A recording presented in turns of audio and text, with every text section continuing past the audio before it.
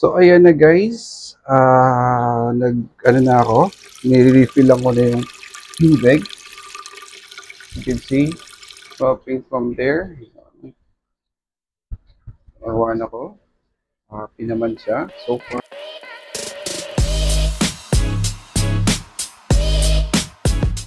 Yo, what's up? Welcome back to my channel. So right now, we'll be doing a quick water change to my tank, sa may aquarium tank ko. So it's been a while na, medyo hindi siya clear. So I'll be doing some water change since ayan o, marami na siyang poop na nag-accumulate down there, right? You know, as you can see there. So kaya ngayon magwa-water change, quick water change, and clean up some filters. Kasi nakita natin na na medyo madumi na talaga, hindi na clear yung tubig niya, medyo murky na. So that's it. We'll be doing a water check, a quick water change, and also update ko lang kayo dun sa aking tank right there. So yan yung second tank ko. So I put in some feeder fish. Ayun, may namatay na. Yan dapat kasi papakain ko sa baby ko. But apparently he doesn't like the feeder fish. So bumili ako ng like super worms. He barely eats it. Parang hindi na siya sanay kumain ng super worm. Recently kasi nawalan ng stock yung binibilihan ko ng Dubia roaches. Nawala siya ng stock, so no choice but bumili muna ako for the meantime, while I'm waiting for him na magkaroon ng stock ng Dubia roaches. I tried feeding my arwana with super worms for the meantime, and sinubukan ko rin pakainin siya ng mga feeder fish, which is the one right currently on my second aquarium. So far, tingnan nyo naman, clear naman yung yung second aquarium ko. And due to my arwana eating super worm, ayan, nagkaroon ng murky, medyo smoky yung waters right now. So I'll be probably cleaning all the filters, including the submersible one. I also bought a new submersible na medyo malaki. Hopefully medyo mas ilang watts ba to? Yan siya. So 20 watts ata to. Yan. So yan, power, ayan, 20 watts. So ito gagamitin ko. Papalitan ko yung luma niya, yung submersible, kasi medyo mahina. Hindi siya kayang pumunta sa the third panel nung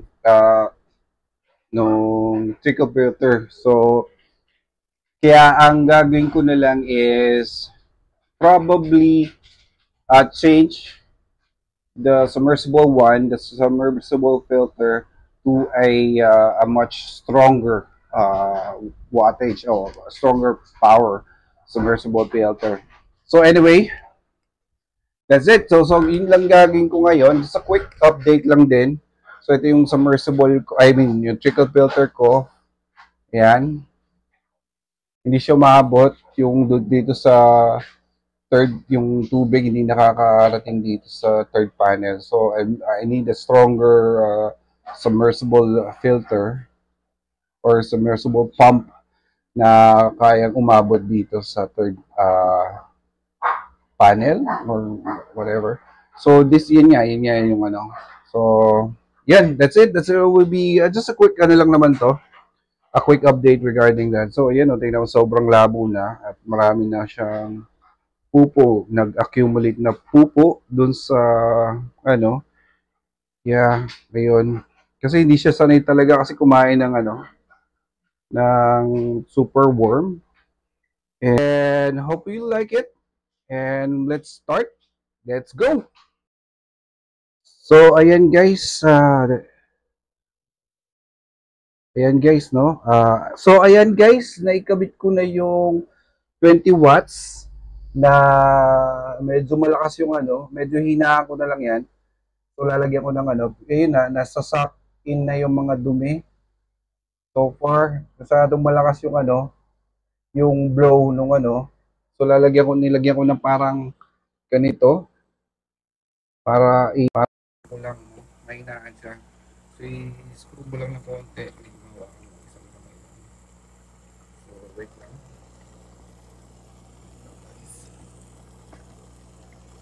Bahay magawa. Basta ito, hinaan ko lang siya. Para lang kasi magawa ng isang kamay. So, medyo malakas siya. And nababother yung alaga ko, yung baby ko. Yan, punta mo siyang may whirlwind sa ano. So, hinaan ko lang yon. Pero at this point kasi, what I'm trying is masak lahat ng dumi from there. Ayan, nakita nyo. Parang may ipo-ipo, may hinihigop yung yung dumi sa filter. Ayun o, nag-iikot na. So, I'm just trying to make sure na yung mga dumi is mahigop. So, yun o, mga yan. So, yeah, malakas naman siya. Ano naman siya, nakakarating siya sa third layer. Ayan, nakikita niyo. So, magpapalit na rin ako ng white wool. Kasi medyo madumi na. Ayan, nakita niyo. Yan, ito, yung top layer lang naman yung papalitan ko ng white wool. Ano naman yan disposable. Or pwede ba naman i-reuse yan? Just clean it totally. Yan, so ayan yung 20 watts na 20 watts na submersible filter na binili ko sa Shopee din. And yan, ayan siya. Gets ko na yung ano. So ito yan. So, yep. Bago ko muna bago ko muna palitan yung tubig, tanggalin yung tubig, making sure lang na gumagana yung kung tinesting ko lang yung 20 watts na submersible. Kaya naman. So, all goods na tayo dyan. Okay, let's change water na tayo. Tsaka hinaan ko lang yung blow nung tagyan yan. Kasi medyo nababother yung arwana ko. And I don't want him to be stressed out. And since, matagal na siya sa akin. So, I need to pahinaan yun. So, that's why I had this lock na parang papahina ko yung blow yung air doon sa part na yun. Alright? Okay, let's go! So, ayan na guys, dinidrain ko na yung tubig. So, about 50% lang yung kukunin ko, tatanggalin ko. Kasi talagang sobrang cloudy nung water niya. So, based on my experience, usually that is parang cost din ng cloudy ice, yung pagkakaano ng tsaka gas bubble based on my experience. But so far naman, the only thing na experience ko is cloudy ice. And yeah, so for me, pag ganyan yung water, medyo murky. I try to change every 2 days so that it will clear the water. And para hindi na umabot sa punto na magano pa, di ba, magkasakit pa yung mga alaga natin. So I make it to the point na I make sure that I water change every 2 days until the water clears up. Yan lang. So yan, so i-drink ko lang yun ng around 50%. Siguro right about here. Kaya babawasan. and then replenish it with a new one directly sa Nawasa. And I'll just put something, parang anti-chlorine like this. And it also helps sa mga stress ng ating alaga. So, to stress out, ito lang talaga ginagamit ko. Includes na rin sa kanya na yung yung may anti-chlorine na rin siya, kasi since I do direct to Nawasa, direct tap water ako. Ayun lang guys, so let's wait until I reach 50% and then replenish natin ng tubig yung aquarium ko, my aquarium tank. So, let's go! So, ayan na guys, na ako, nire-refill lang ko na yung tubig. As you can see, dropping from there. Arwan ako. Happy naman siya so far. So I'll just monitor it. Medyo cloudy pa rin yung For now, let's see if after 2 days is still kanya pa rin. Na lang din ako, magwa-water change ako after 2 days. Water change ulit. Mga 20% naman. Mga 20% lang ang ibabawas ko until mag-clears up. Mag-clear yung water niya. So, I put in stress out already, mga 5 tablespoon. Ganda ng arowana ko. Yeah, baby. So, 5 tablespoon para lang since I do direct water. Yun yung output from the trickle filter, and then yun na siya. So napainahan ko yung submersible into minimal naman. So so far so good. Ayan na yung niya, yung output niya. So yun lang guys for now. So yeah, maybe you can suggest kung anong magandang ilagay dito sa may second tank ko, what fish that I should be taking, or another one about it ang kukunin ko.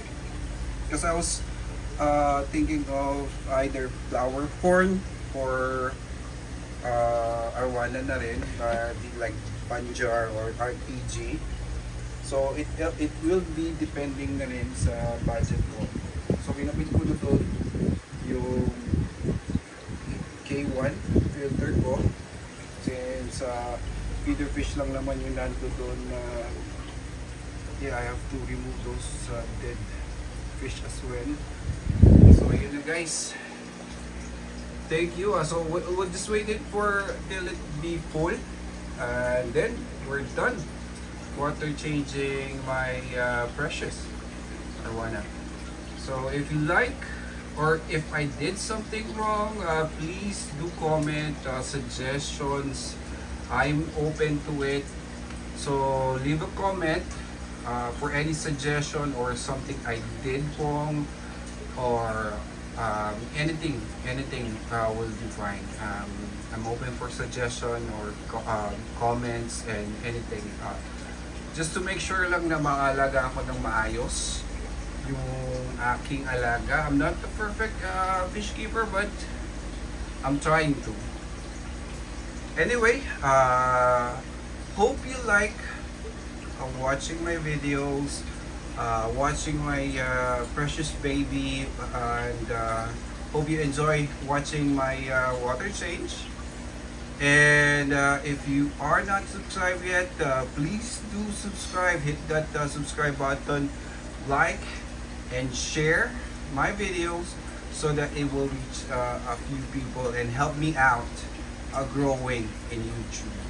So anyway guys, thanks for watching and hope to see you on the next video. Bye bye. Thank you for watching.